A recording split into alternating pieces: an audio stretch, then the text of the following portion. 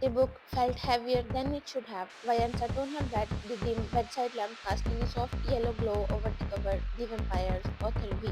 She exhaled slowly and placed it on the bedside drawer as if its distance would make the question disappear. I really don't remember buying you. Silence answered her. She reached for her laptop. The screen light up the room as she pulled it closer, fingers immediately moving over the keyboard, fast, restless, almost desperate. Vampires, myths, real cases, psychology, mass hysteria, search after search. Documentaries opened one after another, scientists explaining, psychologists dismissing legends as fear driven folklore. None of it felt right. She leaned back, frustration tightening her chest. This is all theories. Every video ended the same way. There is no such thing as vampire. Yet the image from the news replayed in her mind. Her gaze slowly drifted back to the book, unread, waiting. She finally stopped searching when her eyes began to burn and her fingers went numb. Every tab she opened led to the same dead end and half-baked documentary. Exaggerated theories, stories that sounded more fictional than real. None of it felt right, none of it felt true. With a sharp breath, she slammed the laptop shut and let it fell beside her on the bed. The room went quiet, too quiet. She lay back, staring at the ceiling, but sleep refused to come. This was not a night meant for rest. Her chest felt tight, her instincts screaming even when logic tried to calm her down. Somewhere deep inside, she knew something was wrong, something was close, watching, waiting. It was not fear exactly, it was awareness. Danger was there, she could feel it, settling her life slowly, patiently, and if she didn't uncover the truth soon, it wouldn't stay hidden for long. She lay still, eyes fixed on the dark ceiling, forcing her mind to work instead of planning. Thinking was the only weapon she had left. If something was hunting her, then waiting for it to strike would be useless. She needed control, she needed distance, and there was only one move left that made sense. She had to disappear. The decision didn't take long after that. Within minutes, she was on her phone connecting the residential complex owner. No explanation, no negotiation. By dawn, she could be gone. Not another apartment, a penthouse, high, isolated, controlled access. The apartment owner was polite, efficient, her new penthouse ready and waiting, fully furnished, everything arranged for her, only her personal belongings were needed. Clothes, documents, laptop, all she had brought from US, packed neatly. By 5 a.m. she was leaving her old apartment behind. The familiar walls that had witnessed her paranoia, her small victories, and her restless nights. She moved through the streets of Seoul, heart steady but senses alert, knowing that whoever had been watching her might be tracking even this. She would have to rely on public transport, but she didn't care. This time, she was determined to reset everything. Her SIM was changed, her coding, her address, all documents hidden. The vampire book she had found mysteriously was left behind. Not a single trace would follow her. For the first time in days, the air felt lighter. She allowed herself a moment, a shallow breath of relief. Perhaps she was finally safe, or so she thought. Later that morning, standing in the kitchen, her phone vibrated once. A message from the former complex owner. He informed her casually that the new apartment complex he had shifted into was not under his ownership. He had only arranged the transfer. The property itself belonged to someone else entirely. She paused for a moment. It was unexpected but not alarming. Owners didn't need to possess every building the investor came and went. It was normal, logical. She dismissed the thought without letting it linger. What she didn't know, what no one had told her, was that the floor she now lived on had only two penthouses. One was hers and the other, right beside it, belongs to the actual owner of the building, the man who lived wall to wall with her. He noticed the change before anyone informed him. The security grid refreshed at dawn. One access code vanished, another appeared. New credential, new biometric imprint, same name. He leaned back in his chair, eyes fixed on the monitor as the system finalized the update. The location tag blinked once, then settled. Penthouse level, west wing, unit 1902, the one beside his. A slow smile touched his lips, not joy, not surprise, recognition. So that's your move. The watch light feed switched automatically, camera signing into the new unit. She appeared on screen, hair tied back, sleeves rolled up, moving with quiet urgency as she placed her belongings down. No panic, no hesitation, just strategy. Running, but intelligently, he admired that. Most people run away, she ran closer, his finger tapped once against the rest. You change number, addresses, even the air you breathe. A pause. But you forget something. My obsession, turning soul data, not places. The building responded to him, locks, elevator, cameras, every blind corner bent to his will. The penthouse had been empty for years, not used, just waiting for her. He watched as she stepped into balcony, inhaling deeply, shoulders relaxing for the first time since last night. Relief, that was his favorite mistake. You think safety is distance, you think it will protect you from my madness. His gaze shifted to the wall on the right, thick, soundproof, immaculate, the wall that separated them. The system claimed ownership confirmed, floor secure. I live in proximity. His foot threatened his coat and reached for his glove. Not tonight, not yet. Let her settle, let her breathe, because nothing tastes sweeter than safety, right before it shatters. She had returned early half day. First time in days everything felt normal. The office had been light today. No pressure, no heaviness. Even Mr. Lee seemed relaxed. She had just finished lunch and was clearing the table when the knock echoed. She walked to the door and opened it.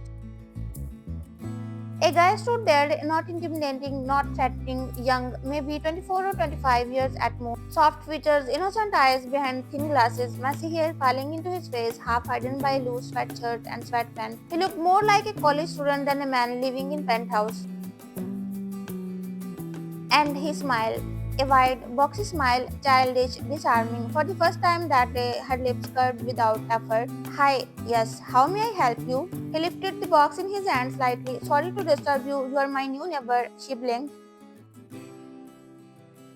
Oh, yes, I just moved in, I know. Then quickly, I mean, people don't move here often. He laughed softly, almost shy. By the way, myself, Taehyung, I thought I would welcome you properly. She looked down, home baked cookies, her favorite flavor, that made her pause. That's really kind of you, thank you. I didn't even get time to meet anyone. I shifted this morning. I live there. He pointed casually to the door beside her. Her eyes followed his finger next door. Only two penthouses on this floor, yours and mine. A small smile again, almost relieved. It's nice having someone here now. I was getting used to being alone. Something about the way he sat alone lingered. No one really comes up here. He tilted his head slightly, studying her face, not staring, not obvious, observing. I am glad it's you. Your name? Oh, myself, Jung Vayan. Nice meeting you. Likewise. She smiled back, unaware of the weight behind his word. As she turned back towards her door, she didn't notice his smile fade, or the way his gaze followed her until the door closed, or the way all outside her door washed in red. His eyes darkened the moment she was out of his sight after her door clicked shut behind her.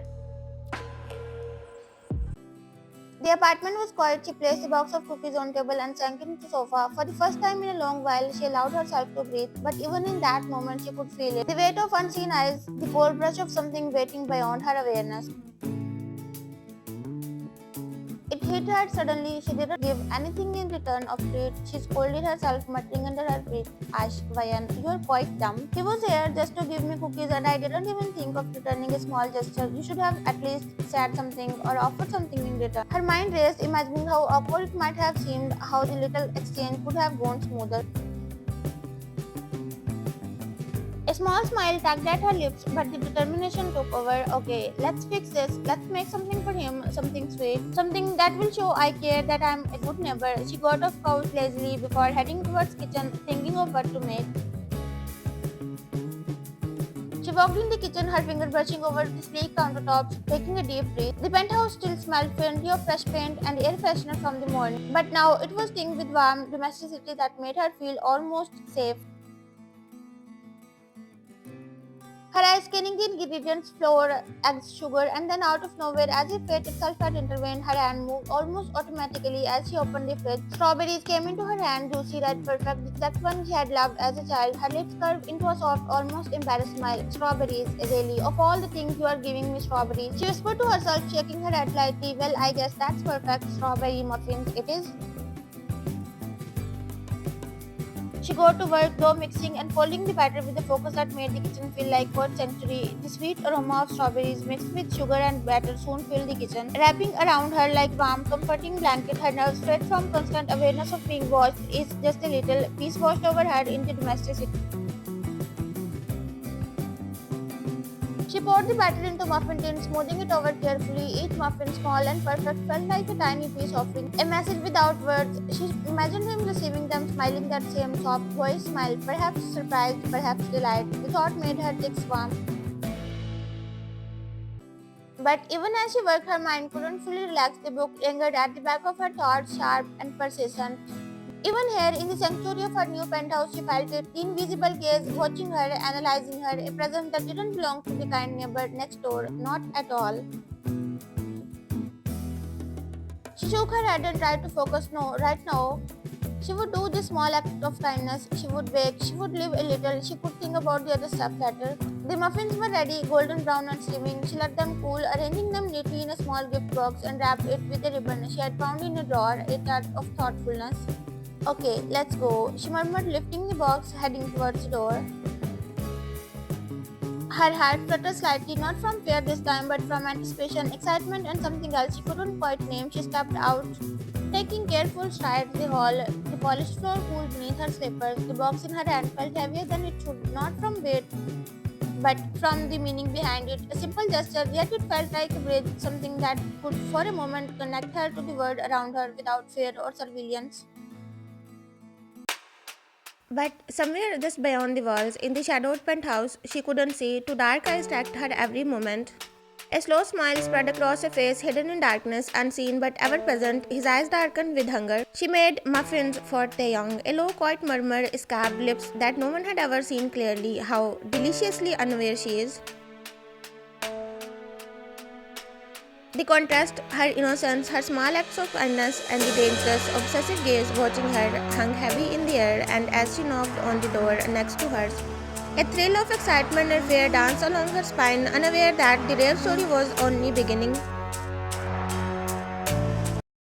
He stepped out, still messy hair falling into his eyes, glasses slightly askew, yet the instant he caught the scent of the muffins, strawberries, fresh and sweet, his entire face light up.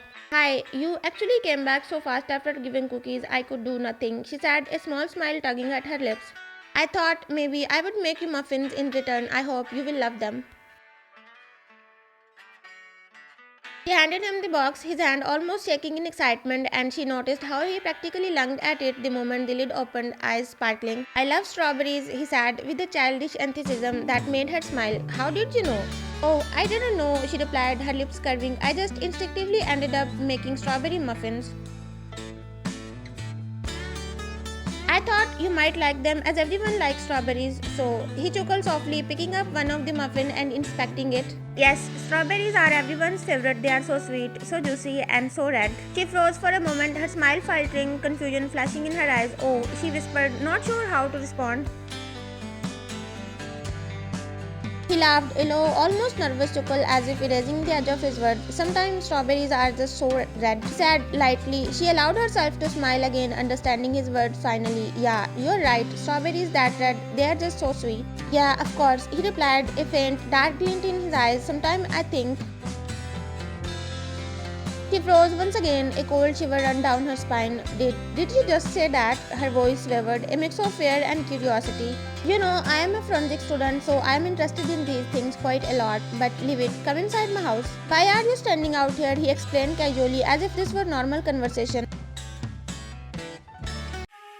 Stepped aside, gesturing for her to enter, and the moment she crossed the threshold, a weight pressed down on her chest. The living room's inner environment was different from the sunny, warm exterior, dark, deep, heavy, oppressively calm. When it comes to darkness, I like it, he murmured, his voice low, contemplative. It's peaceful, it doesn't bite back like too much light. Darkness hides the truth, it hides so much reality. So I like it, it calms me. She blinked, taken aback. That's weird considering your bubbly nature. He shrugged, took a bite of muffins as if it were the most natural thing in the world. Yeah, I have heard that a lot, but that's how I am. Weird, not easy to understand, unpredictable, that's me. But yeah, I prefer darkness over light. Something about the casual way he spoke of darkness lingered in her mind like a shadow. She smiled politely, but in the back of her thoughts, she couldn't shake it. The dark glimmer in his eyes, the strange pull she felt towards him, and the sense that he was watching her more closely than anyone should. The room was quiet for a moment, and the silence was not comforting. It was deliberate, calculated, like the apartment itself has been waiting, anticipating for her. Somewhere in the edge of her mind, she knew one thing. This neighbor, the seemingly playful boy with messy hair and sweet smile, was hiding something darker, something that could consume her without a sound. And though she tried to convince herself that he was just a normal neighbor, just a young man being friendly, the tiny, insistent chill crawling up her spine whispered the truth. She had already stepped too close to the edge of something she didn't understand. By the way, thank you so much for the muffins. Those are so delicious, really. He spoke gladfully, mouthful of muffins. But she felt it. His eyes, dark brown, didn't have the hint of delightfulness he spoke with. Instead, there is possession. He looked at her confused, feeling her silence. She looked at his eyes again but saw nothing like darkness but pure innocent confusion. What happened? You look so tense. Did I offend you somehow? His tone held confusion, concern, panic. She felt it. She really did. Or that's what she thought. She quickly shook her thoughts away. Hey, no. I was just cold for no reason. You didn't offend me. Relax. Gosh, Vayan, you idiot. You scared him. He looked so concerned. You think too much. Scolded herself internally before standing off couch. I'll take my leave, Taehyung, and relax. You didn't offend me, honestly. Sure, I really didn't want you to offend my neighbor. I got one after long. I promise you didn't. I was just surprised by your mature preference for your bubbly nature. I gotta go now. It was nice meeting you. We'll meet soon.